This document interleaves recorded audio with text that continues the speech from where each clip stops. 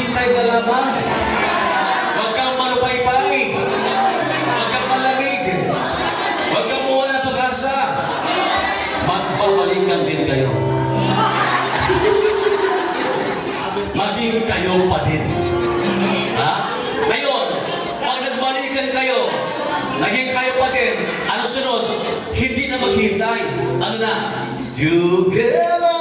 Ano na? Balikan natin. Again together. Hallelujah. Oh, intact na. Ibig sabihin, maghintay lang tayo. If our heart is full of anger, ano sabi dito? Hosea chapter 28 verse 3. Ang nagtatanim ng galit laban sa kanyang kapwa, kapag tumawag sa Panginoon, walang kakamtang awa. Ang nagtatanim ng galit sa kanyang kapwa, pag tumawag sa Panginoon, walang kakamtang awa. Yes, our God is faithful, gracious, merciful, loving, provider, but if our heart is full of anger, bringit ang Diyos sa panalangin natin. Why? Yan pong hadlang. Amin po ba? Tila baga malayo ang Diyos sa akin. Lagi ang ganasan para hindi ibinibigay. Muna yung tubag ka sa pangutanan na ito. Ayaw masulang ang Ginoo. Ang atong pasulong, ang atong kaugalingon. Dili basurong kundi magbasol sa mga sarat na ito.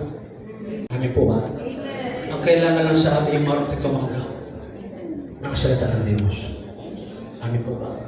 Kung problema pag-usapan, ang yaman ko sa problema. Kung pagsubok ang pag-usapan, ang yaman ko sa pagsubok. Kung kasakit ang pag-usapan, mayaman mo sa kasakit. Pero makita mo, nangitig pa din ako. Natuwa pa rin ako. Bakit? Kasi alam ko na hindi malayo ang Diyos sa atin. Amen. Lahat ng bagay, pinapatibay lahat ang Panginoon. Tinuturoan natin ng Diyos. Kung isa-isahin ko po sa inyo, simulan ako naging ko sa Panginoon. Mas lamang ang pagsubok. Mas lamang ang struggle. Mas lamang ang pain na naranasan. Kaysa biyaya. Ang biyaya, huli na lang. Before ko tinanggap ang mga pangangailangan ko sa Lord, grabe mo na ang naranasan ko.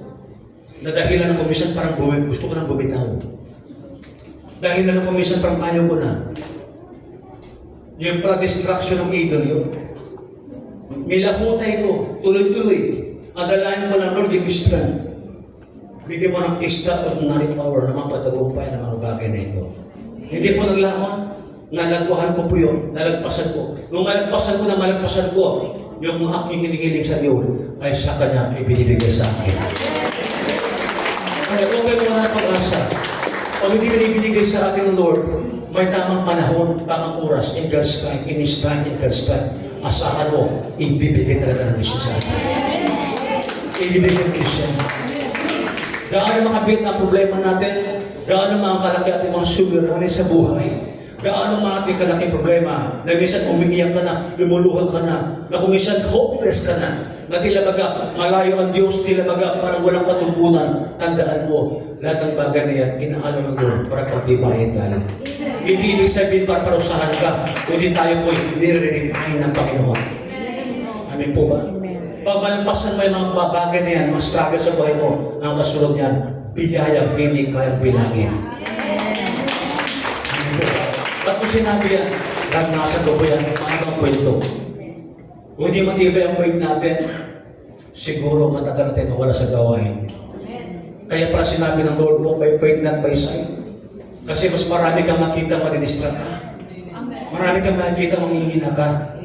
Marami kang makikita na para gusto mong mabuwal. Kaya para sinabi ni Kristo, look to Jesus.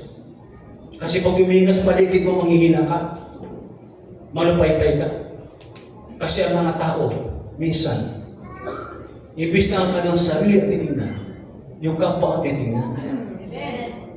Hello? Dapat, sabi nga, ang pakialangan natin yung ating sarili. Hindi yung ating kapwa. Why? Because even salvation is individual. Baka sa kakapuna, kakatingin mo sa kapwa mo, mahiwa ka pala. Kakatitingin mo sa kapwa mo, answer prayer siya. Ikaw hindi. Kasi bakit himantayan ka? Tupperware pa dyan ka. Tapos binibiro ng pangangailangan niya, maingit ka ngayon. Saan mo tatalubog? Dapat tulungan ang sarili na magbago. Amen? Tulungan ang kagaling na mag-usap o bago. Amen po ba? Lagi, son or several ways. Pero tandaan niyo po, gaano makalaki ang problema natin, mas malaki ang Diyos na maglutas ng problema. This time and this time, Diyos po ang nagkala. Basta ang lagi mong asahan, may gagawin ang Diyos sa buhay natin. Amen? Naniniwala ba kayo dyan?